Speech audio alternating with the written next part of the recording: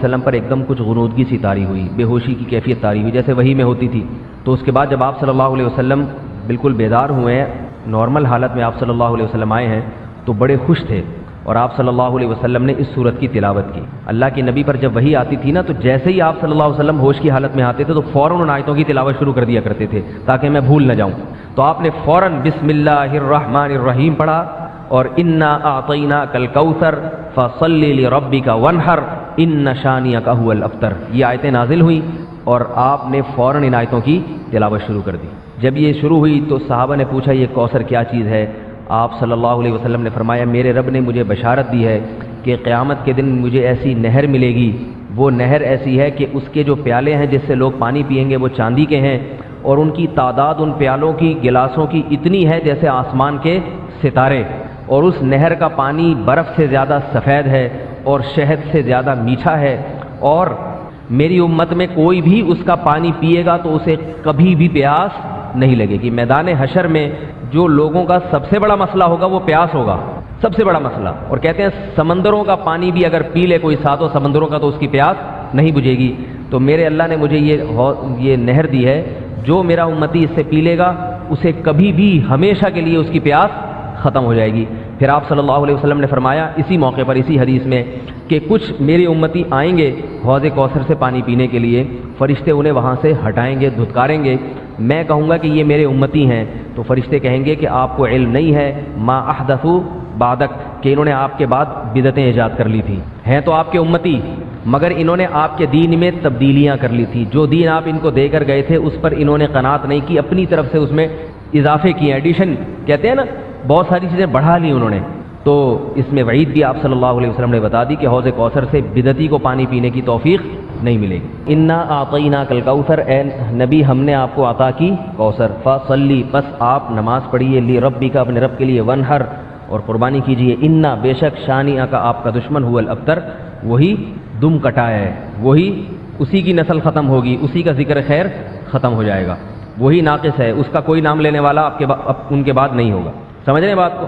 اس صورت کا میں شان نزول بتا دیتا ہوں آپ کو، کچھ اس کی فضیلت کیا ہے اور اس کی تفسیر کیا ہے، یہ آپ کو تحریری شکل میں مل جائے گی، لہذا لکھنے کی ضرورت نہیں ہے، ٹھیک ہے؟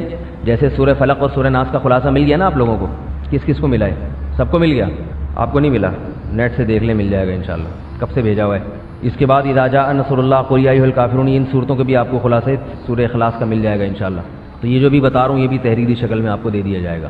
اس صورت کا شان نزول یہ ہے کہ رسول اللہ صلی اللہ علیہ وسلم کو اللہ تعالیٰ نے حضرت خدیجہ سے دو بیٹے دیے تھے، ایک کا نام تھا قاسم اور ایک کا نام تھا ابراہیم۔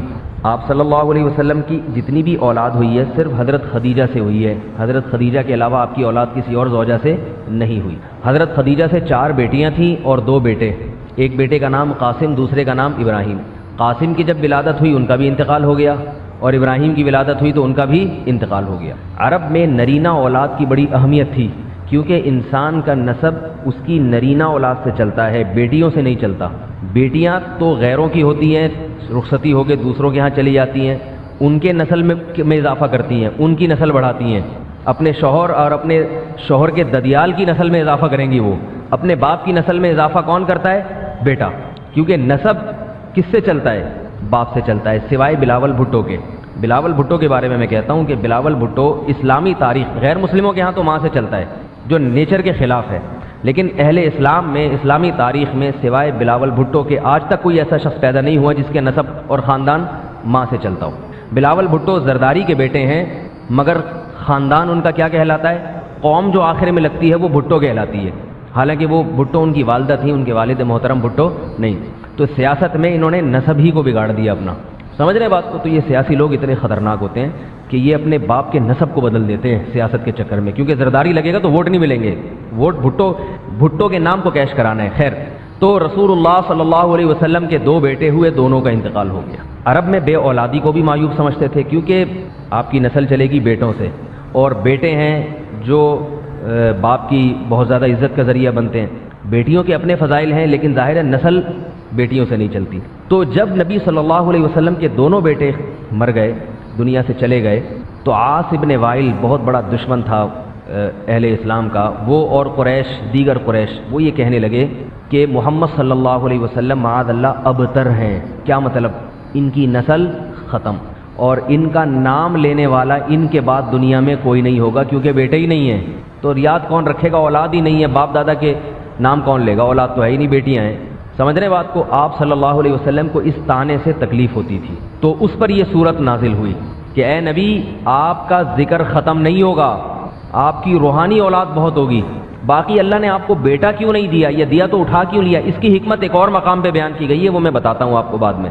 لیکن بتایا گیا کہ اے نبی آپ کا ذکر ختم نہیں ہوگا، بلکہ یہ جو کہہ رہے ہیں نا کہ آپ کو خیر نہیں ملی، ابتر اسے کہتے ہیں جس کے نسل میں یا جس کو، کیونکہ جس کی اولاد نہیں ہے نا اس کو یہ سمجھا جاتا ہے، اور حقیقت بھی ایسے ہی ہے کہ بہت بڑی خیر سے محروم ہو گیا، وہ بڑھاپے میں خدمت کے لیے نہیں ہے، کاروبار سنبھالنے کے لیے کوئی نہیں ہے، دین کے مشن کو آگے لینے کے لیے چلانے کے لیے نہیں ہوگا، اور تذکرہ نسل میں نہیں ہو سکے گا، تو یہ ساری بھلائیوں سے انسان محروم ہو جاتا ہے۔ تو نبی کو تسلی دی گئی، انا اعطینا الکوثر، اے نبی ہم نے آپ کو خیر کوثر کہتے ہیں خیر کثیر کو، بہت زیادہ بھلائیاں ہم نے آپ کو عطا کر دی ہیں۔ کوثر سے نہر کوثر تو ہے، لیکن کوثر کا جو لغوی مطلب ہے، ڈکشنری میں جو مطلب ہے وہ کیا ہے؟ اصل میں حوض کوثر کو نہیں کہتے، بلکہ کسے کہتے ہیں؟ خیر کثیر۔ اے نبی ہم نے آپ کو خیر کثیر عطا کی ہے، جس میں کیا ہے؟ نبوت، عزت، آپ کا قیامت تک تذکرہ ہوتا رہے گا، یہ ساری چیزیں ہم نے آپ کو عطا کر دی ہیں، لہذا ان کے تانوں سے پریشان ہونے کی ضرورت نہیں ہے۔ ان کے نرینہ اولاد ہوگی تو بھی ان کا تذکرہ نہیں ہوگا، اور آپ کے نرینہ اولاد نہ ہو کے بھی آپ کی روحانی اولاد قیامت تک باقی رہے گی، اور آپ کا تذکرہ بہت زیادہ ہوتا رہے گا۔ یہ خیر کثیر ہم نے آپ کو عطا کی ہے۔ پھر اسی خیر کثیر میں سے ایک خیر حوض کوثر بھی ہے، جس کا نام کوثر اس لیے رکھا گیا کہ وہ ایک پانی کی نہر ہے جو نبی صلی اللہ علیہ وسلم کو قیامت کے دن دی جائے گی، اور آپ صلی اللہ علیہ وسلم خود بھی اس سے پیئیں گے اور اپنے امتیوں کو بھی اس سے پلائیں گے۔ اس پانی میں بھی اللہ نے خیر کثیر رکھی ہے۔ وہ خیر کثیر کیا ہے وہ ابھی انشاءاللہ میں بتاؤں گا۔ تو اس کا مصداق یعنی یہ آیت منطبق ہوتی ہے حوض کوثر پر بھی، ٹھیک ہے؟ تو یہ تو اس کا شان نزول ہے کہ اللہ نے بتا دیا کہ یہ جو آپ پر طنز اور طعنے کر رہے ہیں یہ لوگ ہیں جن کی نسل ہے ختم ہونے والی، ان کا نام لینے والا کوئی بھی نہیں ہوگا۔ بڑے بڑے سرداروں کے نام تو لیا جاتا ہے ان کا آج، لیکن اچھے جذبے سے نہیں لیا جاتا، ان کا نام برائی کے طور پہ لیا جاتا ہے۔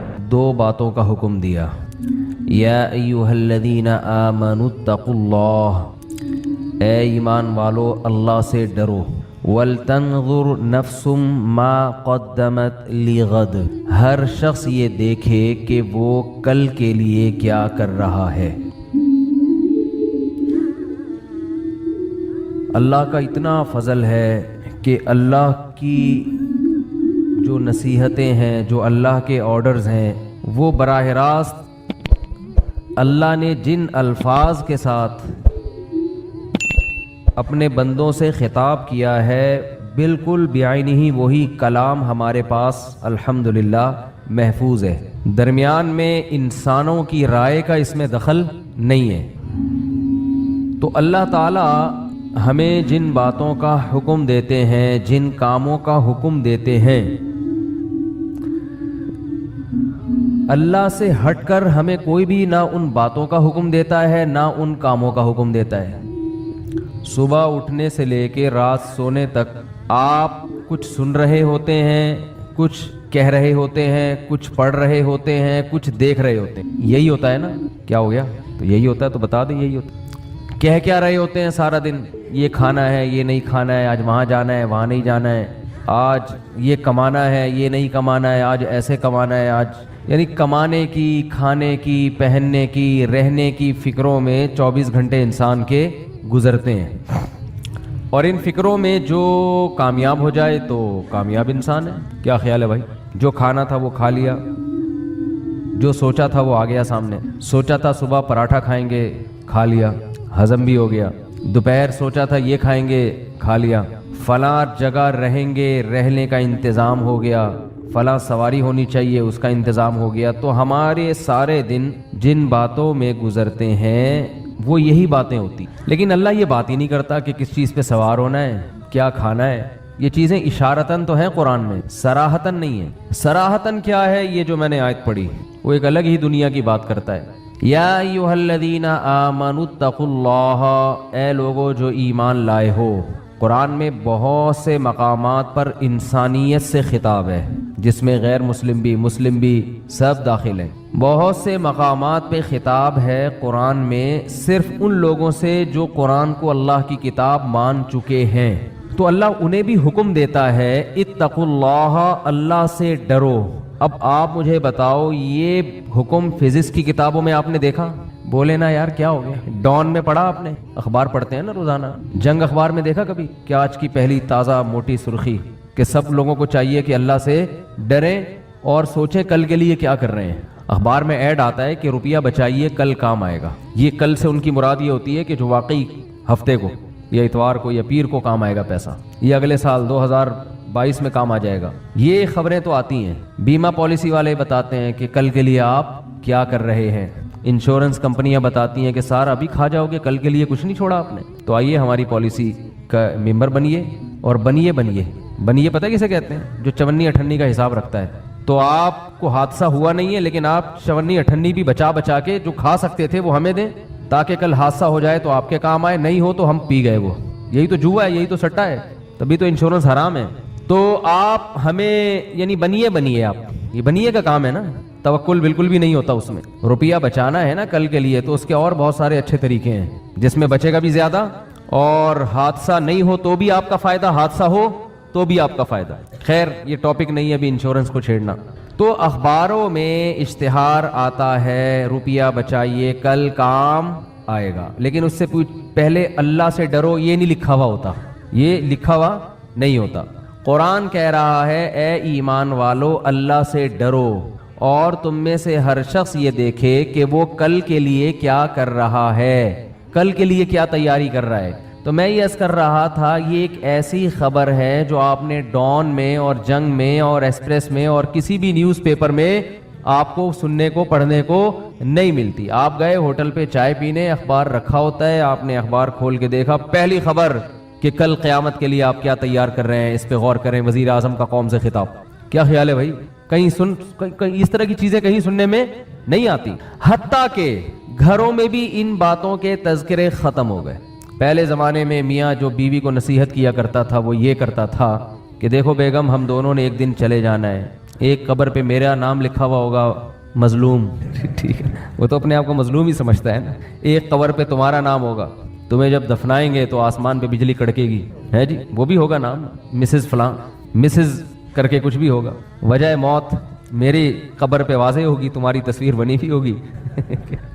خیر تو کبھی ایسا نہیں ہوتا کہ آج لوگ گھر میں بیٹھ کے بیگم کو سمجھا رہے ہوں کہ دیکھو دونوں نے کیا ہے مرنا ہے، تو آؤ ہم مل بیٹھ کے دیکھتے ہیں کہ ہم نے کل کے لیے کیا تیاری کی. یہ تذکرے گھروں میں بولتے کیوں نہیں؟ ختم. وہاں بھی بچے کو سمجھایا جا رہا ہے بھائی تو پڑھ لے ورنہ کل پتھر اٹھائے گا، گڑھے کھودے گا، پڑھ لے.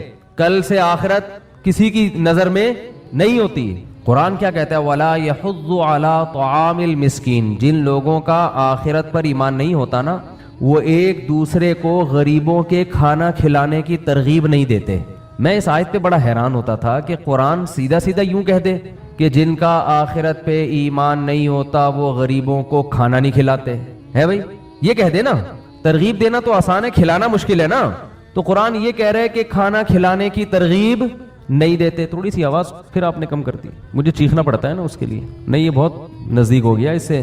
اچھا تو قرآن یہ کہہ دینا کہ جن کا آخرت پر ایمان نہیں ہے وہ غریبوں کو کھانا نہیں کھلاتے، یہ کہہ دینا کہ وہ بس چاہتے ہیں سارا ہماری توند میں جائے. لیکن قرآن کہہ رہا ہے کہ وَلَا يَحُضُّ عَلَىٰ طَعَامِ الْمِسْكِينِ. کھانا کھلانے کی ترغیبیں نہیں دیتے. اصل میں جس کا دنیا پر ایمان ہوتا ہے نا تو وہ صرف دنیا کماتا نہیں ہے بلکہ کمانے کی ترغیبیں بھی دیتا ہے. یہ آپ اگر اپنے معاشرے میں دیکھیں گے تو آپ کو پتا چلے گا جو دنیا پر یقین رکھتا ہے، دنیا پر ایمان رکھتا ہے، وہ دوسروں کو بھی دنیا کی ترغیب دیتا ہے. اپنی بیوی کو، اپنے بچوں کو، اپنے والدین کو، چھوٹے بھائی کو، دوستوں کو. ابے کیا کر رہا ہے؟ ابے تو پڑھتا کیوں نہیں ہے بھائی؟ ابے تو سارے پیسے اڑا دے گا، تو کچھ پلاٹ خرید لے، کچھ جائیداد بنا لے، کل کام آئے گا. تو دیتے ہیں کہ ترغیب نہیں دیتے؟ بچوں کو کل کی فکر میں صبح صبح اٹھایا جاتا ہے. بچے صبح آسانی سے اڑ جاتے ہیں اسکول کے لیے. ہے کتنی نیند، کیسے سو رہے بچے، تو گھوڑے بیچ کے سوتے ہیں. لیکن ان کو ماں بھی اٹھاتی ہے کس کے لیے؟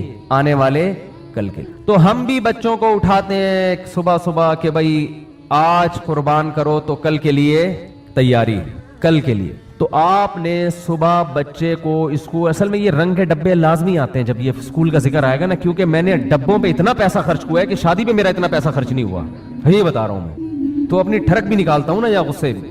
ہر تھوڑے دن میں بچے آئے ہوئے ہوتے ہیں، ابو وہ کلر کے 3 ڈبے چاہیے. اتنے تو ڈبے آپ گھر میں جو ڈسٹیمپر کرتے ہو نا اس پہ اتنا خرچہ نہیں ہوا ہوتا. پھر وہ ابو یہ چاہیے، ابو یہ چاہیے، ابو یہ چاہیے، ابو یہ چاہیے، آج اس پہ کتابیں چاہیے، آج اس پہ وہ پلاسٹک چڑھانی ہے، وہ پیسے چاہیے اس کے. پھر اس کے جوتے پھٹ گئے تو ٹیچر نے کہا نیا جوتا چاہیے. پھر جناب وہ ہر مہینے کی پہلی تاریخ کو وہ گاڑی والا آ کے کھڑا ہوا ہوتا ہے، مجھے پیسے چاہیے. ٹھیک، کرونا میں 3 مہینے چھٹی لیکن اس کو پیسے چاہیے. ٹھیک ہے، ارے بھائی خیر. تو چلو یہ سب چیزیں ہیں، لیکن رنگ کے ڈبے اس پہ سب سے زیادہ کھلتا ہے کہ رنگ کے ڈبے کیوں چاہیے تمہیں؟ کلر کے ڈبے نا، نیلا کلر، پیلا، اور کیلے پہ بھر رہے ہوں گے بیٹھ کے. ہم اس کے پیسے ان کو دے رہے ہیں اسکول والوں کو. خیر آپ کیسے پھر نکال کیوں نہیں لیتے؟ تو نکالنے کے بعد کوئی ہوم اسکولنگ کا سیٹ اپ ہو تو نکالے نا، کوئی آلٹرنیٹ ہی نہیں ہے نا، مجبور ہے. تو ہم تو کہہ رہے ہیں کوئی ایسا خاندانی آدمی شروع ہو جو یہ سلیبس کو چینج کرے. اب ہمارے پاس تو ٹائم نہیں ہے نا، سارے کام ہم اکیلے تھوڑی کریں گے. اس کو چینج کرو بھائی. تو دیکھو بچہ کیا نکلتا ہے. یہ بڑے بڑے علامے جو پیدا ہوئے ہیں نا، یہ ایسے اسکولوں میں تھوڑی پیدا ہوئے ہیں. یہ اسلامی دنیا میں جو بڑے بڑے علامے، دیکھو حافظ ابن حجر رحمۃ اللہ علیہ، فتح الباری، اتنی موٹی ان کی صحیح بخاری کی شرح ہے اور اتنی تحقیقی کتاب ہے. آج دنیا میں کوئی مسلک کا شخص ایسا نہیں ہے جو حافظ ابن حجر کا محتاج نہ ہو. شافعی تھے، امام شافعی رحمہ اللہ تعالیٰ کے مقلد تھے. آج سے 700-800 سال پرانی بات کر رہا ہوں میں. اتنا تحقیقی کام کہ آپ حیران ہو جاؤ کہ کیسے کیا انہوں نے. اسماء الرجال کی بحثیں، اور پہلے لکھا کیسے جاتا تھا. اتنی موٹی موٹی کتابیں یہ لوگ لکھ کے چلے گئے، ہم سے پڑھی نہیں جاتی. ہم سے یہ کتابیں پڑھی نہیں جاتی اور یہ لوگ لکھ کے چلے گئے. اور کیسے لکھتے تھے؟ کبوتر کا جو پر ہوتا ہے یا لکڑی سے وہ بنایا، سیاہی میں ڈبو کے 2 لفظ لکھے، پھر اس کو ڈبویا، پھر لکھا، پھر ڈبویا، پھر لکھا. نہ ایسے کاغذ تھے، نہ رات کو روشنیوں کا انتظام تھا، لیکن اتنی بڑی بڑی سیر و اعلام النبلاء، اتنی موٹی جلدوں میں کتاب ہے. ہزاروں حدیث کے راویوں کی سیرت اور ان کے حالات لکھے ہوئے ہیں اس میں. کیسے لکھ لیے بھائی ان لوگوں نے؟ اتنی صلاحیت کیسے پیدا ہوئی؟ وجہ اس کی یہ تھی کہ ان لوگوں کے ہاں یہ سسٹم پڑھائی کا نہیں تھا. تو یہ بڑے بڑے علامے جو پیدا ہوئے ہیں نا علماء میں بھی، اب دینی مدارس کا رزلٹ بھی کوئی اتنا اچھا نہیں آ رہا. اس کی وجہ ہے کہ استاذ آئے گا، وہ کتاب لے کے بس وہ پڑھانا شروع کی، طلبہ بیٹھ کے سن رہے ہوتے ہیں. بس وہ بہت سی جگہوں پہ ایک فارمیلٹی سی پوری ہو رہی ہے. ٹیچر کی محنت تو بہت ہو رہی ہے لیکن اس کا آؤٹ پٹ نہیں ہے. تو جلدی سے بات سمیٹ کے ختم کرتا ہوں. جو پہلے علماء پڑھا کرتے تھے، جو بڑے بڑے علامے پیدا ہوئے ہیں، ان کا طریقہ یہ ہوتا تھا کہ ایک فن کو پہلے فوکس کیا کرتے تھے. جیسے بچہ جب پڑھنا شروع کرتا تو سب سے پہلے اسکول نہیں تھا نہ مدرسہ. باپ اگر عالم ہے تو وہ پڑھائے گا، وہ کہے کہ جو مجھے آتا ہے پہلے وہ سیکھ لو، پھر جو مجھے نہیں آتا اس کے لیے میں آپ کو کسی اور استاذ کے پاس بھیجوں گا. تو اس میں سب سے پہلے ان کو عربی گرامر سکھائی جاتی تھی، صرف اور نحو. اس کے علاوہ کوئی دوسری کتاب نہیں تھی تاکہ بچہ صرف ایک ہی فن کو فوکس کرے. پھر اس کے بعد عربی ادب پڑھایا جاتا تھا، عربی ادب میں مہارت ہوتی تھی. پھر اس کے بعد ان کو حدیث پڑھائی جاتی تھی، بنیادی کتاب، اور تفسیر بھی پڑھائی جاتی تھی. پھر اس کے بعد فقہ کی طرف آتے تھے. پھر جب فقہ کی کتابیں چل رہی ہیں تو صرف فقہی مسائل کے علاوہ کچھ بھی نہیں. اصول فقہ کی طرف آئے تو اصول فقہ کے علاوہ کچھ بھی نہیں. پھر آخر میں جب یہ، اور فقہ کے دوران احادیث بھی چلتی تھی. اس کے بعد پھر حدیث کا دورہ ہوتا تھا کہ اب احادیث جو فقہ سے متعلق تھیں وہ تو سامنے آ گئی، اب ایک دورہ ہونا چاہیے کہ تمام احادیث ایک دفعہ نظر سے گزر جائیں. آج 6 کتابیں ایک ساتھ تھوپی ہوئی ہیں. ایک کتاب سے ابھی دماغ ہٹتا نہیں ہے، دوسرا پیریڈ شروع. ٹھیک ہے نا؟ اب وہ ٹاپک، اب وہ سبجیکٹ، پھر تیسرا، پھر چوتھا. تو کسی ایک میں بھی ڈھنگ سے مہارت حاصل نہیں ہوتی، نہ اس کچھ بھی نہیں آتا اس کو. میں تو دیکھ رہا ہوں اردو لکھنا نہیں آتی. اردو نصاب کا حصہ ہے لیکن لڑکوں کو آج کل اردو نہیں لکھنا آتا. تو خیر، ہم بچوں کو صبح اٹھاتے ہیں آنے والے کل کی تیاری کے لیے. تو میں یہ عرض کر رہا تھا کہ آپ نے کسی اخبار میں نہیں پڑھا کہ آنے والے کل کی تیاری کریں. اگر پڑھا بھی ہے تو اس حد تک آپ نے پڑھا ہے کہ روپیہ بچائیے کل کام آئے گا، بس اس سے آگے نہیں. تو قرآن ہمیں بتاتا ہے کہ ایک کل وہ ہے جو غیر یقینی ہے، جس کا آپ کو یقین نہیں ہے کہ وہ کل آئے گا بھی کہ نہیں آئے گا، اور ایک کل وہ ہے جو 100% یقینی ہے، جو 100% یقین. وہ کل ہے کہ اگر آج کوئی سائنسدان بھی کہہ دے کہ وہ کل نہیں آئے گا تو آپ اس کو بھی جھوٹا قرار دے دو. اس کل کو کہا جاتا ہے موت. یہ ایک ایسا فیوچر ہے, یہ ایک ایسا مستقبل ہے جس سے ہر شخص کو گزرنا ہے. تو جب لکھا ہوا ہوتا ہے نا, آپ کہیں بورڈ پہ پڑھیں, بینکوں نے ایڈورٹائزمنٹ کے لیے لکھا ہوتا ہے کہ روپیہ بچائیے کل کام آئے گا, تو فوراً آپ کا دماغ اس طرف جانا چاہیے کہ ایک کل, یہ بینک جس کل کی بات کر رہا ہے وہ کل یقینی بولو نہیں ہے. اور اگر میں نے بچا کے اس آنے والے کل کے لیے تیاری کر بھی لی تو میرا آج بھی تو کل ہی میں شامل ہے. بہت مشکل ہے سمجھانا. بھائی آج بچا کے کل کام آئے گا تو کل کے بجائے آج ہی کام آ جائے, تو کام ہی لانا ہے نا دنیا میں. کیا ہو گیا, کیا میں انگلش میں باتیں کر رہا ہوں؟ دیکھو آج بچا کے کل کام جب آئے گا تو کل بھی تو یہی زندگی ہے نا, تو آج بھی تو زندگی ہے. آج زیادہ اچھا کھا سکتے ہو, کل زیادہ اچھا نہیں کھا سکتے کیونکہ کل بوڑھے ہو چکے ہوگے.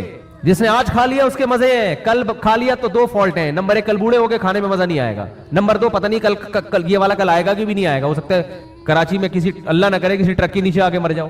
ٹرک اور کراچی کا ایک ساتھ ذکر کرتا ہوں کیونکہ یہاں ایک ابھی ملاقات ہوئی رینجرز کے ایک بہت بڑے آفیسر سے.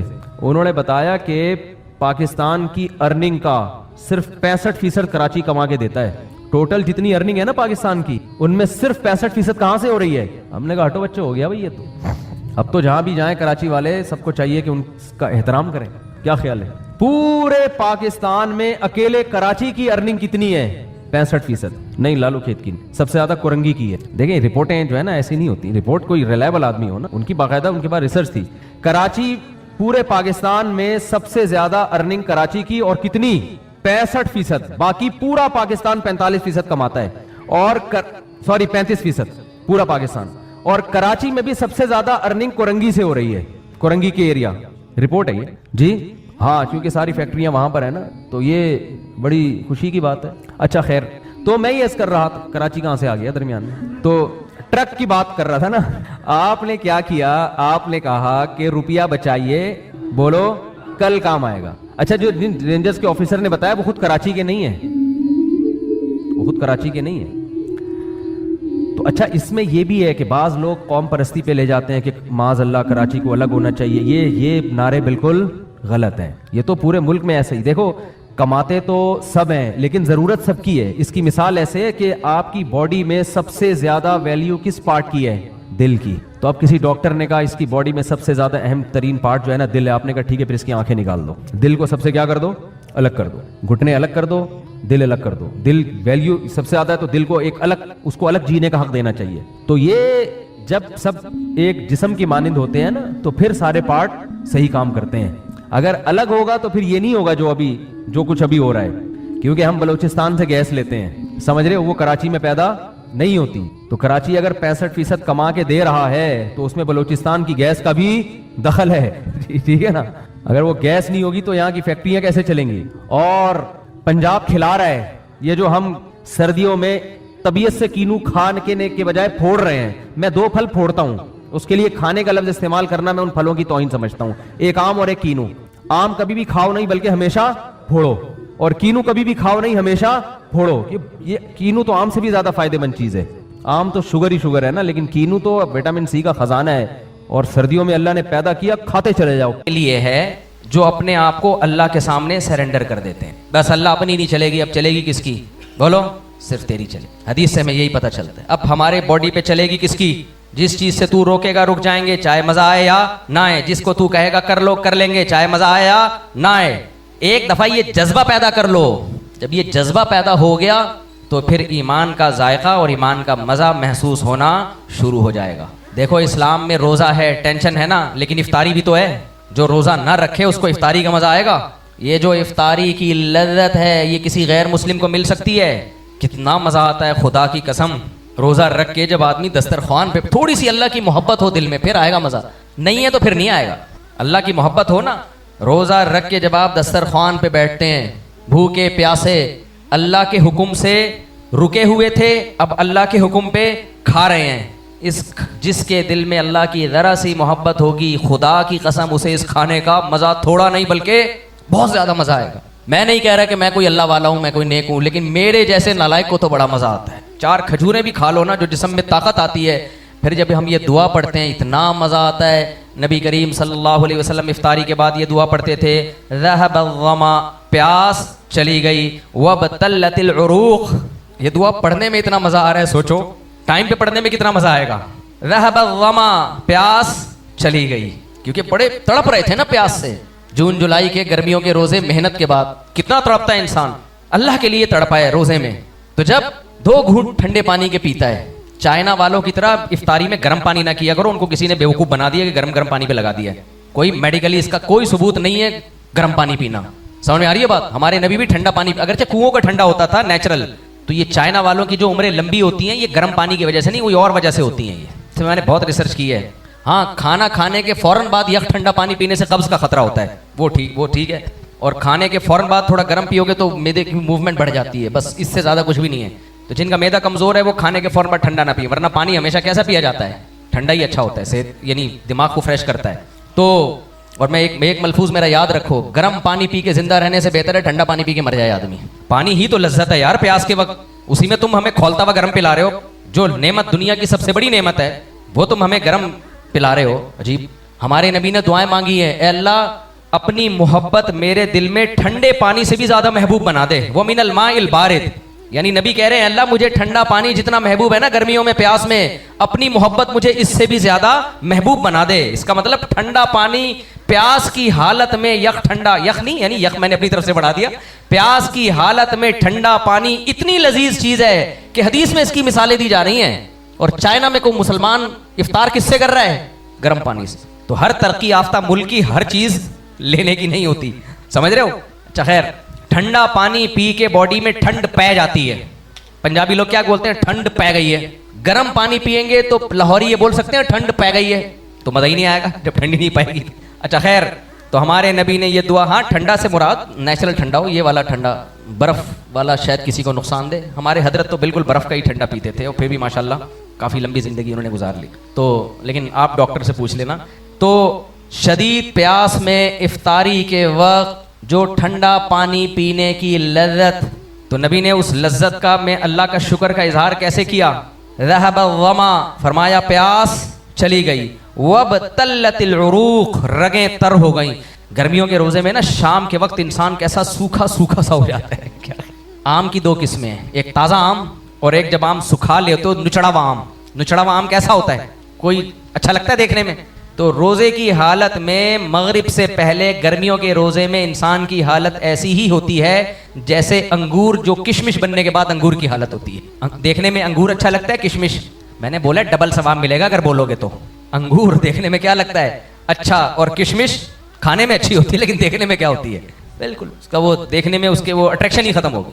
तो इफ्तारी के वक्त गर्मियों के रोजे में भी इंसान की हालत ऐसी ही होती है। ऐसी हालत में जब अल्लाह के हुक्म पे प्यास बर्दाश्त की और अल्लाह के हुक्म पे जब पहला घूंट हलक में उतरता है, आहा, काकड़ दिन्ना होता है कि नहीं होता? वही जो कव्वाली में, अबे नए नए लोग आते हैं, देखो कव्वाली जब शुरू होती है ना तो शुरू में आराम आराम से चल रही होती है, फिर एकदम काकड़ दिन्ना, जब उरूज पे पहुंचती है ना अपनी, तो फिर क्या होता है? काकड़ दिन्ना। तो उसको कहते हैं अभी अपनी पीक पर है। तो जब शदीद गर्मी के रोजे में दस्तरखान पे बैठे हुए ठंडे पानी का पहला घूंट हलक में उतरता है, काकड़ दिन्ना पहले घूंट पे ही हो जाता है। तो हमारे नबी सल्लल्लाहु अलैहि वसल्लम जब रोजा इफ्तार करते, ज़हब वमा, प्यास चली गई। अरे ये कहने की क्या जरूरत है, सबको पता है चली गई। हमारे नबी अपनी जबान से अल्फाज दोहरा कर अल्लाह का शुक्र अदा कर रहे हैं और शुक्र की जो लज्जत है वो लज्जत भी हासिल कर रहे हैं। भाई प्यास की खत्म होने की लज्जत तो है, अल्लाह का शुक्र अदा करने का भी तो मजा है ना, वो भी तो हासिल करो। अहलुल्लाह को उस प्यास खत्म करने में वो मजा नहीं आता जो अल्लाह का शुक्र अदा करने में मजा आ रहा होता है। हमारा रब ये भी तो कर सकता था, मत पियो बस, अब पीना है तो चाइना वालों की तरह गर्म पानी से रोजा इफ्तार करो, ये भी तो अल्लाह कह सकते थे ना। टेंशन पे टेंशन हो जाती, क्या ख्याल है? ना ना ना, अब इजाजत है। हमारे नबी पहाड़ पे ना एक शख्स को खड़ा करते और कहते देख के बताओ सूरज, जैसे ही गुरूब हो बता देना। वो साहबी पहाड़ पे खड़े होकर नबी को इशारा करते, गुरूब हो गया, इधर इशारा किया गुरूब, इधर आपने खाना शुरू किया। ये बताने के लिए कि हम अल्लाह की नेमत के मोहताज हैं। जो नेमत अल्लाह हमें देना चाहता है भूख और प्यास के साथ के बाद, जो लज्जत देना चाहता है हम उस लज्जत से इज्तिनाब नहीं करेंगे। तो आप फरमाते वमा, भाई मुझे टाइम तो बता दो, ऐसा ना हो आप लोग को भी प्यास, कितना क्या 2:20 हो रहे हैं, 2:23 हो रहे हैं, सनो आप बोलो हमारी तो प्यास खत्म नहीं हो रही। ज़हब वमा, प्यास चली गई।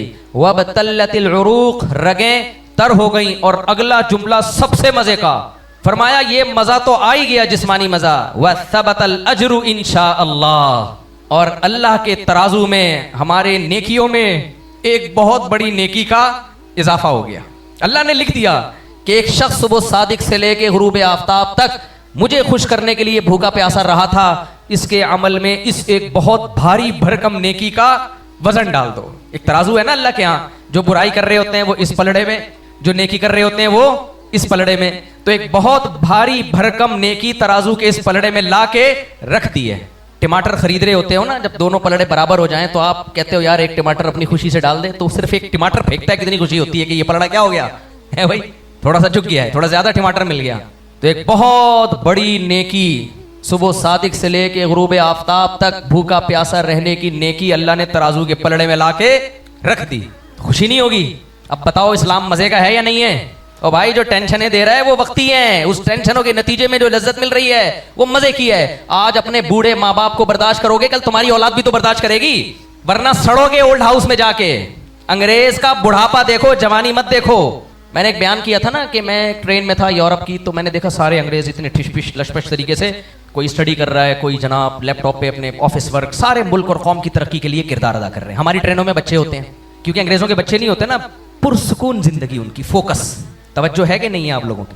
انگریزوں کے بچے نہیں ہوتے, ایک بھی آدھا کہہ لو آپ اس کو, کیونکہ آدھا اولڈ ہاؤس پالتا ہے, آدھا ماں پالتی ہے, تو ملا جلا کے آدھا بچہ رہ گیا یا پونا اس ٹائپ کا, وہ بھی 50 سال میں. خیر, تو اب ہمارے جو لبرل طبقہ جب باہر جاتا ہے ان کی پرسکون زندگی دیکھتا ہے. آپ لوگ کی توجہ مجھے چاہیے. اچھا کیا زندگی دیکھتا ہے بولو؟ پرسکون.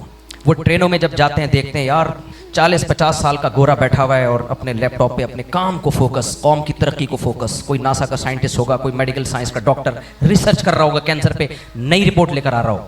بچے نہیں ہیں, بالکل سکون. ہماری ٹرینوں میں جاؤ, کبھی کسی کو دیکھا لیپ ٹاپ لے کے بیٹھا ہوا ہے ٹھش پش, ایک بچہ ادھر گود میں, بیوی ادھر لڑ رہی ہے آپ سے, ہیں بھائی آپ بیوی کو دھمکی دے رہے ہو اسی کھڑکی سے باہر پھینک دوں گا, آرام سے چپ کر کے بیٹھ جا, ابھی ہمیں اکانومی میں یہی سیٹ ملی ہے, اس کے علاوہ کوئی سیٹ نہیں تھی. ٹرین چل کیوں نہیں رہی؟ میں نے کیا روکی ہوئی ہے کیا؟ میں نے روکی ہوئی ہے. ادھر بچے ٹیں ٹیں چیں چیں پیں پیں, جہازوں میں بھی ایسا ہی ہوتا ہے, بچوں نے ٹیں ٹیں چیں چیں پیں پیں لگائے رکھی ہوئی ہے, بچے کا پیمپر لیک ہو گیا, یہ ہو گیا, فلانا ہو گیا, تو لوگ کہتے ہیں یہ دیکھو اور وہ دیکھو. مزے ان کے ہیں اور ہم اسلام پر عمل کر رہے ہیں, شادی بھی جلدی, بچے بھی تو مشکلات میں ڈال دیا. کیا خیال ہے تم لوگ؟ جب آپ لوگ کے لیول سے اوپر کی باتیں ہوتی ہیں نا, پھر مجھے افسوس ہوتا ہے یار یہ باتیں آپ کے سامنے کرنے کی ہیں. اچھا خیر, تو میرے بھائی یہ رنگ رلیوں پہ زمانے کی نہ جانا اے دل, یہ خزاں ہے جو انداز بہار آئی ہے. یہ جو ٹرین میں گورے اتنے ٹھش پش طریقے سے بیٹھے ہوئے ہیں نا, 10 سال پہلے اسی عمر کے گورے اسی سٹائل میں یہاں بیٹھے ہوئے تھے, اب 10 سال کے بعد ریٹائر ہو کر کہاں سڑ رہے ہیں وہ؟ اولڈ ہاؤس میں. اور تنہائی کتے سے دور کر رہے ہیں. کس سے؟ بہو کا کام بھی کتا کر رہا ہے, بیٹے کا کام بھی کتا کر رہا ہے, بیوی کا کام بھی, بولو نا, جو بیوی سے محبت چاہیے وہ بھی کتے سے مل رہی ہے, جو بیٹے سے محبت چاہیے وہ بھی کس سے مل رہی ہے؟ کتے سے. جو بہو سے محبت چاہیے وہ بھی کس سے مل رہی ہے؟ کتے سے. جو پوتے سے محبت چاہیے وہ کس سے مل رہی ہے؟ کتے سے. جو نواسے سے محبت چاہیے وہ کس سے مل رہی ہے؟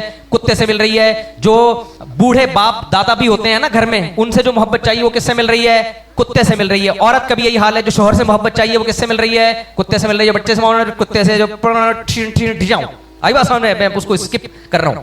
یہ جو میں کہتا ہوں ٹھیاں ہوں, اس کا مطلب بہت ساری چیزیں ہیں جو میں نے سمندر کو کوزے میں بند کر دیا. تو میرے بھائی یہ جو دیکھ رہے ہو نا تم ٹرینوں میں ٹھش پش, اس کو بولو تم 10 سال کے بعد تمہارا انجام کیا ہوگا, تو بتائے گا وہی ہے جو میرے باپ کا انجام ہوا ہے, جا کے دیکھ لو اولڈ ہاؤس میں. تو اسلام ٹینشنیں دیتا ہے, لیکن ان ٹینشنوں کے آگے کیا ہے؟ خوشیاں ہیں, راحتیں ہیں. نماز پڑھنا مشکل ہے, پڑھنے کے بعد سکون ملتا ہے کہ نہیں ملتا؟ روزہ رکھنا مشکل ہے, رکھنے کے بعد مزے ہی مزے. شراب پینا آسان ہے, پینے کے بعد زندگی برباد. بچنا مشکل ہے, لیکن جو بچے ہوئے ان کی زندگی آباد. چرس پینا آسان ہے, مزے کا ہے, مزے کی ہے چرس اور ہیروئن, لیکن ہیروئن پینے کے بعد جو حشر نشر ہوتا ہے اس ہیروئنچیوں کو جا کے دیکھا کرو. کبھی اپنا رشتہ نہیں دو گے کسی ہیروئنچی کو. کوئی آگے آپ کے یہاں بڑا ٹھش پش لش پش سوٹ میں آپ کی بیٹی کے رشتے کے لیے, بیٹا کرتے کیا, ہیروئن پیتا ہوں, چماٹ مار کے باہر نکال دو گے. حالانکہ زندگی تو اس کی بڑے مزے میں ہے, تو مزے میں ہے تو دے دو نا اپنی بیٹی, وہ اس کو بھی ہیروئن پلا دے گا. کیا خیال ہے؟ پتہ ہے یہ مزے ادھورے ہیں, آگے کیا ہے؟ زہر ہے یہ زندگی. جو نشے سے بچتا ہے اس کی زندگی مزے کی ہوتی ہے. گندا صاف رکھنا مشکل کام ہے, لیکن مزے کی زندگی صاف ستھرے لوگوں کی ہوتی ہے. میلے کچیلے لوگوں کی زندگی تھوڑی دیر کا مزہ ہے, اس کے بعد ہر وقت جو بدبو اور سڑاند ان کو ٹینشن دیتی ہے. تبھی جو گندے میلے لوگ ہوتے ہیں میں ان سے کہتا ہوں ایک دفعہ میرے خرچے پہ نہا لے تو جا کے. صابن نہیں دیتا میں ان کو, کیونکہ صابن کو پھر نہلانا پڑتا ہے صرف سے. کچھ لوگ اتنے گندے ہو چکے ہیں پاکستان میں بھی ایسے لوگ ہیں, مسلمانوں میں بھی ہیں, پورے سال میں ایک دفعہ نہاتے ہیں وہ, ایسے لوگ ہیں. تو ان کو میں کبھی اپنا صابن نہانے کے لیے نہیں دیتا، کیونکہ مجھے پتا ہے جس صابن سے یہ نہائیں گے اس صابن کو مجھے صرف سے دھونا پڑے گا. تو وہ تو بڑے سکون میں کہتے ہیں یار ہم سے بڑی مشکل ہے نہانا. ابے تو ایک دفعہ نہا لے، ٹینشن ہوگی، اس کے بعد کیا ہوگا؟ خوشی، سکون ملے گا. تو میرے بھائی اسلام کی ٹینشنیں وقتی ہیں، لیکن اینڈ میں کیا ہے؟ بولو خوشیاں. ماں باپ کو برداشت کرنے سے وقتی طور پہ ٹینشن ہوتی ہے، لیکن اللہ جھولی میں ہمیشہ کے لیے خوشیاں ڈال دیتا ہے. کچھ نیکیاں ایسی ہوتی ہیں جس کا اللہ دنیا میں بھی اجر دیتا ہے. میں نے جتنے لوگوں کو دیکھا نا جنہوں نے اپنے ماں باپ کی خدمت کی ہے، آخرت بعد میں، دنیا میں اللہ نے انہیں پہلے نوازا ہے. کچھ نیکیوں کا اللہ یعنی ادھار نہیں رکھتے، کیش پہ رکھتے ہیں. ادھار آخرت میں بھی ملے گا، دنیا میں بھی دے دیتے ہیں. اسی طرح میرے بھائی زنا میں وقتی خوشی ہے لیکن زندگی بھر کی ٹینشنیں ہیں. زانی کو سب سے بڑا عذاب جو دنیا میں ملتا ہے وہ زنا کی لت پڑ جاتی ہے. وہ 100 بار توبہ کرتا ہے پھر اسی گند میں جا کے منہ مارتا ہے. اس سے اس کو جو بیوی سے محبت ملنی چاہیے تھی اس سے محروم، بیوی سے جو لذت ملنی چاہیے تھی اس سے بھی وہ محروم. جس کو ہیروئن اور چرس کا مزہ آ جائے اس کو شہد اور دودھ میں مزہ آئے گا؟ ہے بھائی؟ ہم جب ہیروئنچیوں کے سامنے دودھ پتی کے فضائل سناتے ہیں وہ ہنستے ہیں، کہتے ہیں ابے اس کو دیکھ دودھ پتی پی کے اس کو خوش ہو رہا ہے. تو حرام میں جو پڑے گا اللہ اس کو حلال کی لذت سے محروم کرے گا.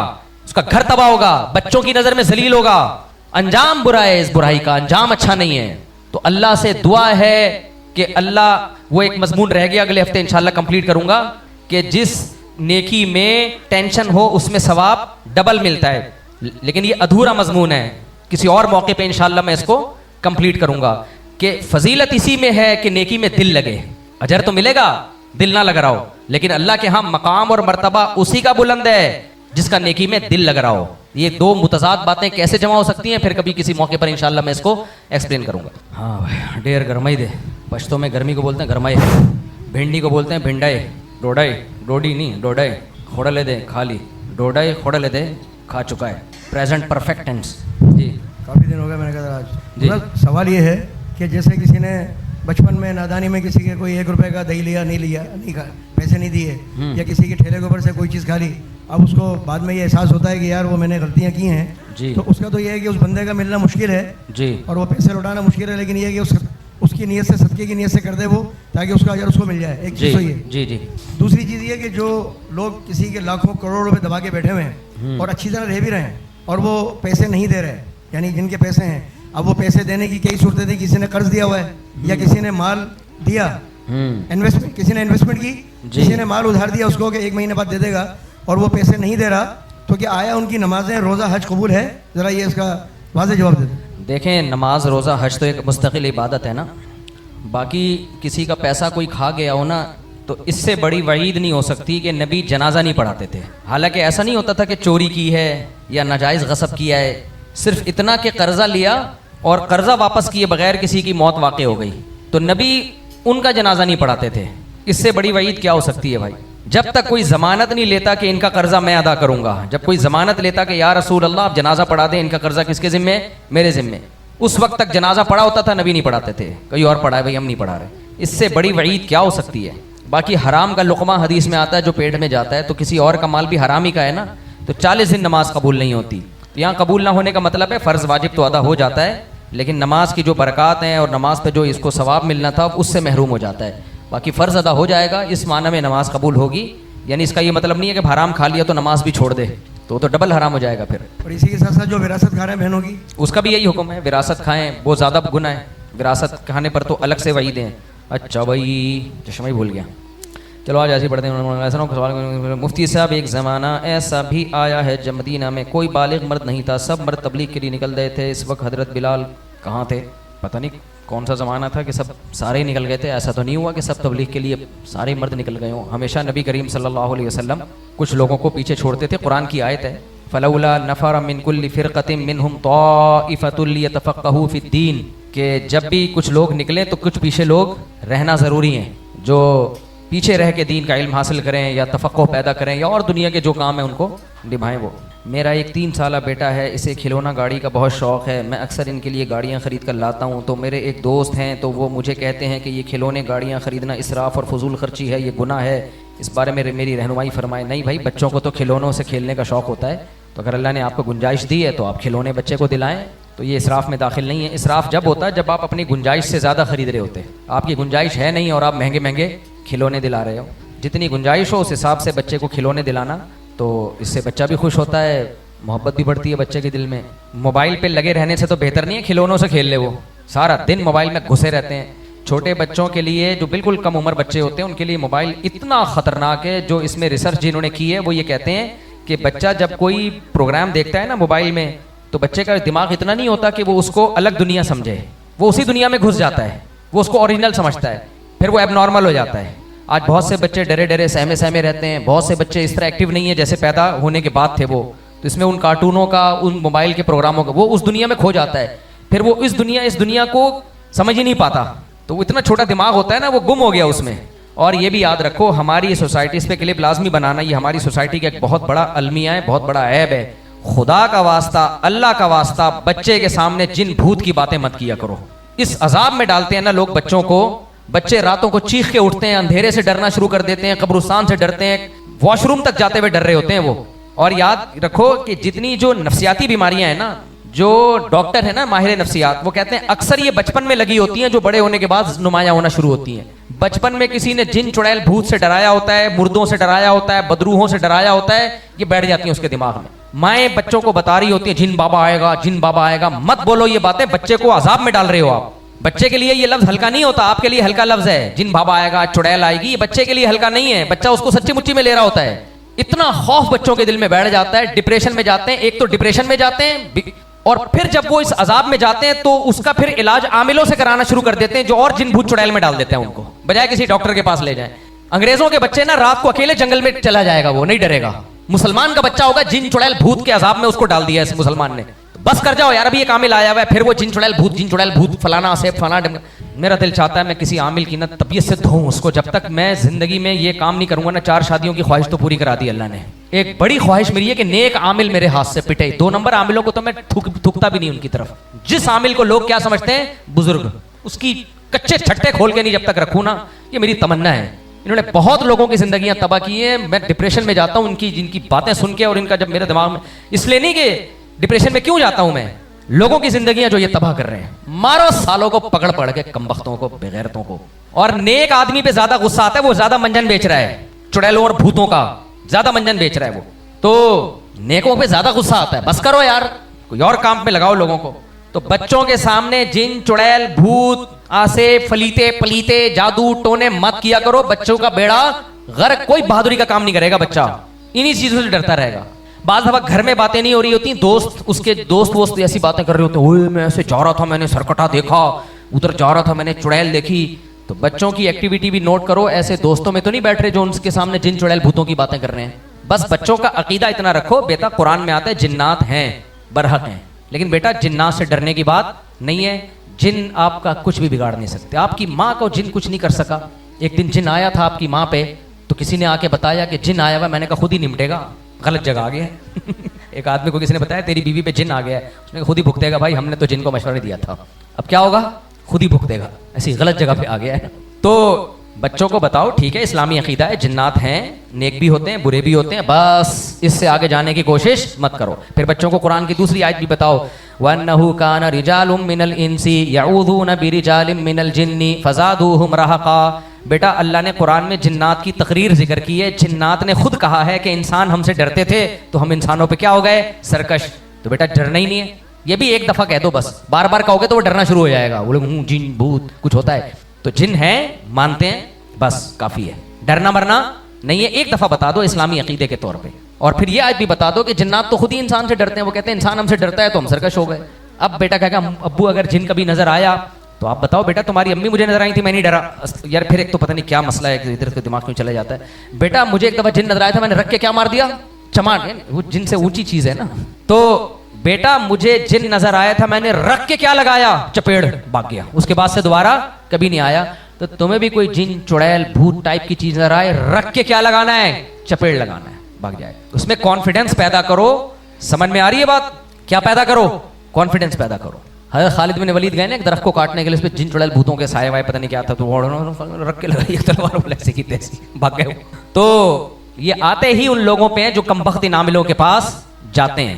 देखो यार मुझे देख लो ना, मैं नेक नहीं हूं भाई, मैं बहुत नालायक आदमी हूं, नेक तो बुजुर्ग लोग हैं, हमारी क्या औकात, मेरे जैसे नालायक पे नहीं जीना रहा यार। ठीक है ना? क्या लगता है, इतना मेरा वजन भी नहीं है, और अभी तो मैं 69-70 किलो का हूं। मेरी जिंदगी जो ज्यादा गुजरी है वो 60 पे गुजरी है।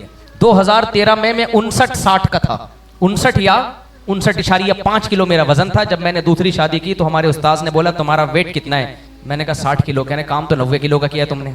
तो बारीक था मैं, बिल्कुल दुबला नहीं, क्या था, बारीक। उस वक्त जिन्नी आया, उस वक्त भी मैं इन आमिलों को बुरा भला कहता था। तो आपके सामने बैठा हूं यार, आप कहते हो आप बहुत नेक हो गए। नहीं भाई, हम कहाँ नेक है, हम तो आप जैसे नालायक, आप शायद हमसे अच्छे हो भाई। तो बुजुर्ग लोग हैं वो जो नेक होते हैं, हम तो आप जैसे हैं भाई, कोशिश कर रहे हैं नेक बनने की, अल्लाह हमें बना दे। तो हम पे नहीं आ रहा। अच्छा यार वाकया सुनाता हूँ, फिर मजा आएगा। हमारे किसी रिलेटिव पे जिन आ गया, वो सच्ची मुच्ची का जिन नहीं था। क्यों था, आया क्यों, आमिलों के पास जाने की वजह से, और ये जिन चुड़ैल भूत की ज्यादा बातें करने की वजह से। मैं जब गया ना, तो क्योंकि रिलेटिव थे, मुझे जिन्नात भगाने के लिए ना बुलवाना शुरू कर देना, कॉल आ रही है मुझसे, मेरे मामू पे भी आया हुआ, आप आ जाएं, वहीं खुद ही चमाट लगा दिया करो, भाग जाएगा इंशाल्लाह। तो वो कोई करीबी थे, तो मैं गया, तो वो जिन क्या कह रहा है मुझे, ओए मुफ्ती तेरे को छोड़ूंगा नहीं मैं। मैंने सिर्फ आस्तीनें यूं की हैं अभी।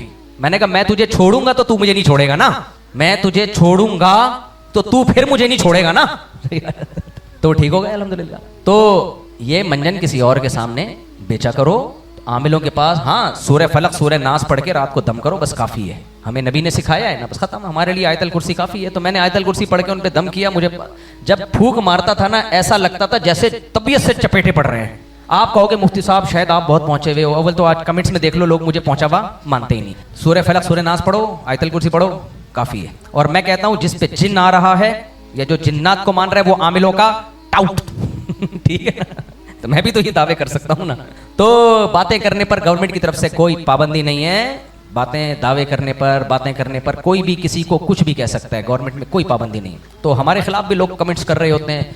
तो इसलिए मैं आजकल ये कह रहा हूँ कि भाई हमने कब कहा हम बहुत नेक आदमी हैं, तो लेकिन फिर भी हम पे नहीं हो रहा, फिर भी हम पे नहीं हो रहा। तो इसमें कॉन्फिडेंस का ताल्लुक है। जी अस्सलाम वालेकुम। अस्सलाम वालेकुम। एक सवाल था कि अभी हाल ही मैंने अपना कुछ कारोबार स्टार्ट किया है, माशाल्लाह। तो उसमें ऐसा है कि हम जब दफातर में जाते हैं, कंपनीज में जाते हैं काम लेने के लिए, ज़्यादातर वहाँ ऐसा होता है कि हमसे कमीशन की डिमांड की जाती है। तो अच्छा। उस सूरत में वो देना जायज़ है काम देखो, के अलावा? अगर कोई रिश्वत आपसे मांग रहा है और आपको पता है नहीं दूंगा, तो मेरा जो जायज़ हक है ना, वो भी महरूम हो जाऊंगा मैं उससे। जैसे गवर्नमेंट के इदारों में होता है कि आप एक सीट के लिए सेलेक्ट हो चुके, या आप नीलामी में अब आप ये चीज़ खरीदना चाहते हो, लेकिन आपको पता है दूसरे ने पैसे दे के वो ले लेगा, मुझे महरूम कर दिया जाएगा। तो ऐसी सूरत में रिश्वत देने का गुनाह नहीं होगा। लेने वाले को तो हर सूरत में होगा, देने वाले को गुनाह नहीं होगा, क्योंकि आप रिश्वत किसी का हक दबाने के लिए नहीं दे रहे, अपना जायज़ हक वसूल करने के लिए दे रहे हो। अच्छा भाई, ये किसी ने सवाल पूछा है, 27 साल का हूँ, कहते हैं दाढ़ी के बाल सफ़ेद हो गया तो नोचना जायज़ है? नहीं, दाढ़ी काटना जायज़ नहीं है। अलबत्ता 27 साल की उम्र में उन बालों को काला कर सकते हैं आप। हदीस में जो आता है ना, सफ़ेद बालों को काला करने की इजाज़त नहीं है, नाजायज़ करार दिया नबी ने। तो इसकी वजह उलमा ने ये बयान की है कि तग़यीर खल्क़िल्लाह, अल्लाह की तख्लीक को बदलना। तो 40 साल के बाद इंसान पे बुढ़ापा आना शुरू होता है, और ये कुरान से साबित है। 40 साल की उम्र के जवानी की जो बिल्कुल एंडिंग पॉइंट होता है ना, इंतहाई एंडिंग तो नहीं, इंतहाई पॉइंट, उसके बाद से क्या होना शुरू होता है, जवाल, तो वो 40 साल है। इसलिए उलमा ने इस आयत से और इस हदीस से इस्तेदलाल किया कि 40 साल से पहले अगर बाल सफ़ेद हो जाएं तो उनको काला करना इसलिए जायज़ है कि इसमें अल्लाह की तख्लीक को बदल नहीं रहे आप, बल्कि अल्लाह की तख्लीक पे वापस ला रहे हो आप। 40 साल से पहले बाल का काला होना नेचुरल नहीं है, किसी बीमारी या किसी ऐप की वजह से, तो काला कर सकते हो। 40 साल के बाद क्या है, ये नेचुरल है, अब काला नहीं कर सकते। काले के अलावा कोई भी कलर कर सकते हो, लाइट ब्राउन, डार्क ब्राउन भी नहीं। मेरी राय है कि डार्क ब्राउन भी नहीं, क्योंकि डार्क ब्राउन भी देखने में काला ही होता है। हजरात फुकहा ने लिखा है कि डार्क ब्राउन कर सकते हैं, लेकिन डार्क ब्राउन का मतलब ये कि देखने में ब्राउन नजर आए। वो आजकल जो डार्क ब्राउन मार्केट में कलर आ रहा है, वो कलर है जो है तो कहने को तो डार्क ब्राउन है, लेकिन हमारे जो काले बाल है ना, वो भी असल में डार्क ब्राउन ही होते हैं। तो वो उर्फ में वो काला ही है। हमारे जो बाल काले होते हैं सच्ची बुच्ची के काले नहीं होते, ये डार्क ब्राउन होते हैं, जिनको हम काला नजर आ रहे होते हैं। तो डार्क ब्राउन जब डब्बे पे लिखा है तो इसका मतलब उर्फ में जिसको काला समझा जाता है, ये वो वाले काले हैं। तो इसलिए लोग फुकहा की इबारत से बाज़ दफ़ा धोखे में आ जाते हैं, कहते हैं उलमा ने लिखा है कि डार्क ब्राउन भी कर सकते हैं। भाई मैं उनसे बहस करता हूँ, ये डार्क ब्राउन वो है जो देखने में क्या लगे, ब्राउन तो लगे ना, लेकिन अब जो डार्क ब्राउन आ रहे हैं वो देखने में वही है जो काले हैं बिल्कुल। तो इसलिए लाइट ब्राउन आप लगाएं, यानी देखने में क्या लगे, वो براؤن لگے دیکھنے میں. اچھا اگر ایک آدھ بال آپ کا داڑھی یا سر میں سفید ہوگا نا, اس پہ آپ لائٹ براؤن لگاؤ گے تو پھر وہ لائٹ نہیں, وہ بلیک ہی نظر آئے گا. لیکن وہ ایک وجہ سے وہ بال لائٹ براؤن نہیں ہوتا ہے, لیکن کالے بالوں میں چھپ کے کیا نظر آتا ہے, بلیک. اس میں کوئی حرج نہیں ہے. نہیں آئی سمجھ بات, کیونکہ آپ نے اس کو لائٹ براؤن کیا ہے, وہ کالے بالوں میں چھپ کے کیا ہو گیا. حضرت ابو قحافہ جو حضرت ابو بکر کے والد تھے, ان کے بالکل سفید بال تھے, تو نبی نے ان کو کہا کہ حضرت ابو بکر ان کے بالوں کو کیا کرو, مہندی لگا کے اس کو کلر کر دو. تو اس لیے کلر کرنا بہتر ہے, لیکن کون سا کلر دیکھنے میں براؤن نظر آئے, وہ دیکھنے میں سمجھ میں آ رہی ہے, وہ دیکھنے میں لگے کہ یہ کالے نہیں ہیں, یہ والا. ایک تو یہ وجہ ہے. باقی سفید رکھنا بھی جائز ہے, سفید بالوں کے اپنے فضائل ہیں. حدیث میں آتا ہے نا, سفید بالوں والوں کی عزت کرنا یہ کس کا اکرام ہے, اللہ کا. تو اس نیت سے کوئی سفید رکھتا ہے تو بھی ٹھیک ہے. مفتی صاحب سوال یہ ہے کہ آپ مستورات کی جماعت, تبلیغی جماعت میں جانے کو جائز قرار دیتے ہیں اور مستحسن قرار دیتے ہیں کہ جانا چاہیے, جبکہ مفتی رشید احمد صاحب نے احسان الفتاویٰ میں اس کے ناجائز ہونے کا فتویٰ دیا, اور رسول اللہ صلی اللہ علیہ وسلم کے دور میں آج کے دور سے زیادہ ضرورت تھی عورتوں کو جماعت میں نکالنے کی, لیکن آپ صلی اللہ علیہ وسلم نے نہیں نکالی, تو آج کے دور میں کیسے نکالی جا سکتی ہے؟ ماشاء اللہ بھائی نے سوال پوچھا ہے, ڈاکٹر ذاکر نائک کیسے کہتے ہیں, بھائی نے سوال پوچھا ہے کہ حضرت مفتی رشید احمد صاحب رحمہ اللہ تعالیٰ نے خواتین کے تبلیغی جماعت میں نکلنے کو ناجائز لکھا ہے. ایک دلیل تو یہ دی ہے. دوسرا کہہ رہے ہیں نبی کریم صلی اللہ علیہ وسلم کے دور میں بھی خواتین تبلیغی جماعت میں نہیں نکلتی تھیں. سمجھ میں آ رہی ہے بات؟ تو مجھے کہہ رہے ہیں کہ پھر آپ نے کیسے کہہ دیا کہ صرف جائز نہیں بلکہ نکلنا چاہیے, ترغیب ہے. دیکھو حضرت مفتی رشید احمد صاحب ہمارے شیخ و مرشد تھے, پیر و مرشد تھے, عالم تھے سر آنکھوں پہ, لیکن انہوں نے ہی ہمیں یہ سکھایا ہے کہ جب کوئی تحقیق کرے نا کسی مسئلے کی, تو اس میں قرآن و سنت کو سامنے رکھے, یہ نہ رکھے کہ میرے حضرت نے کیا فرمایا, فلاں کے حضرت نے کیا فرمایا. یہ علماء دیوبند میں بالکل بھی نہیں ہے. یہ جو ہمیں کہا جاتا ہے نا علماء دیوبند اکابر پرست ہوتے ہیں, یہ کسی اور کے بارے میں تو آپ کہہ سکتے ہو, علماء دیوبند تو بالکل بھی اکابر پرست نہیں ہوتے.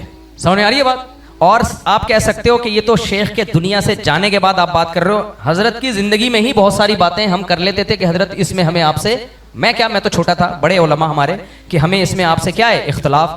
تو حضرت فرماتے تھے ٹھیک ہے, آپ اگر یہ رائے رکھتے ہیں تو آپ اس رائے پہ فتویٰ دے دیں, میری یہ رائے ہے. سمجھ میں آ رہی ہے بات کہ نہیں آ رہی ہے؟ جو چیزیں منسوس ہوتی ہیں, منسوس کا مطلب قرآن و سنت میں ان کو 2 اور 2 4 کی طرح واضح کر دیا, ان میں اختلاف کی گنجائش بولو نہیں. جو چیزیں منسوس نہیں ہیں, قرآن و سنت میں ان کے بارے میں وضاحت نہیں ہے, ان میں احکام تبدیل ہوتے ہیں زمانے کے حساب سے. حضرت مفتی رشید احمد صاحب رحمہ اللہ تعالیٰ کا خیال یہ تھا کہ خواتین جب تبلیغ میں نکلیں گی تو گھروں سے باہر جائیں گی, گھروں میں رہنے کی عادت ختم ہو جائے گی, وغیرہ وغیرہ وغیرہ. وہ ان کی یہ رائے تھی. ہم یہ سمجھتے ہیں کہ زمانہ اتنا بدل چکا ہے کہ اب سوشل میڈیا گھروں کے اندر پہنچ چکا ہے. اب جو خاتون گھر کے اندر ہے وہ اندر نہیں ہے, وہ پوری دنیا میں ہے. وہ ڈرامے دیکھ رہی ہے, وہ فلمیں دیکھ رہی ہے, موبائل پہ سب کچھ دیکھ رہی ہے. وہ اب گھر میں رہ کے اس کے لیے گھر میں دینی ماحول بہت مشکل ہے. یہ صرف علماء صلحاء کے گھروں میں تو ہو سکتا ہے, بلکہ حقیقت ہے ان کے گھروں میں بھی نہیں ہے. جو مفتی بزرگ مولانا, ان کی بیگموں کے ہاتھ میں بھی ٹک ٹاک, انسٹاگرام, وہ خود اپنے میاں کو بیوقوف سمجھ رہی ہوتی ہیں کہ یہ تہجد کی بات کر رہا ہے, اشراق کی بات کر رہا ہے, یہ دیکھو کیسے چمک چھلو بنی ہوئی ناچ رہی ہے. تو میری بیٹیاں بھی ایسے ناچیں گی.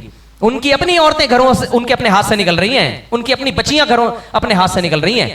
ایسے موقع پہ تبلیغی جماعت ایک واحد راستہ ہے, میرے خیال میں کوئی نس نہیں ہے یہ, اس میں کم از کم اتنا ہوتا ہے کہ چند دل ان کو اپنی جیسی خواتین ملتی ہیں, مکمل پردے میں زمین پہ بیٹھ کے تعلیمات ہوتی ہیں, ان کو آواز پست کرنا سکھایا جاتا ہے, امیر کی اطاعت سکھائی جاتی ہے, دین کی دعوت دینے کا جذبہ سکھایا جاتا ہے, اس سے اس کے اندر بھی طلب پیدا ہوتی ہے.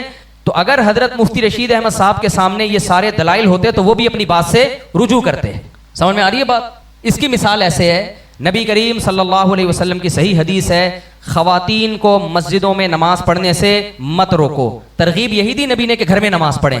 بعد کے فقہا نے دیکھا کہ اب گھر سے باہر نکلنے میں خواتین کو نقصان ہو رہا ہے, کیونکہ نبی کے دور میں تو دین سیکھنے کا واحد ذریعہ پیغمبر تھے, تو وہاں تو آنا ضروری تھا مسجد میں. پھر بھی نبی نے کہا کہ جائز ہے, یعنی عورت پہ چھوڑ دیا کہ تم آنا چاہو تو آ سکتی ہو, نہیں آنا چاہو تو بہتر یہی گھر میں نماز پڑھو, صرف اجازت دی.